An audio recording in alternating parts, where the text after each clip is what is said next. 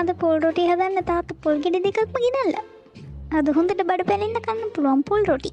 ටංකටකා ටංකටකා ටංකටකා ටංකටකා.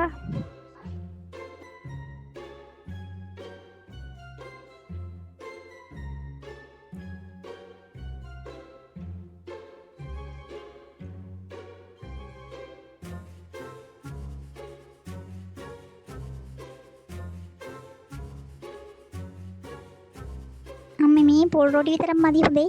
පොල් සම්බෝලත් හදන්න ඕනේ.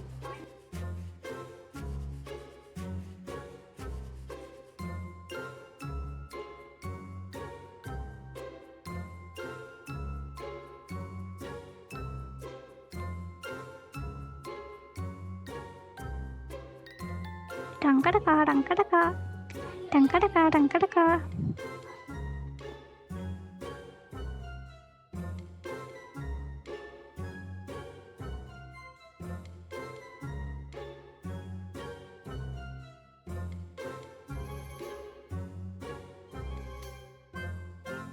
අම්මේ මේ පොල් රොටි විතරක් මදි හොඳේ.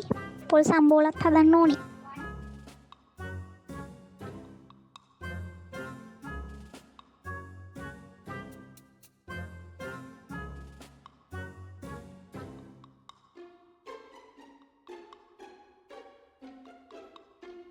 අම්මේ මේ පොල් රොටි විතරක් මදි හොඳේ. පොල් සම්බෝලත් හදන්න ඕනේ.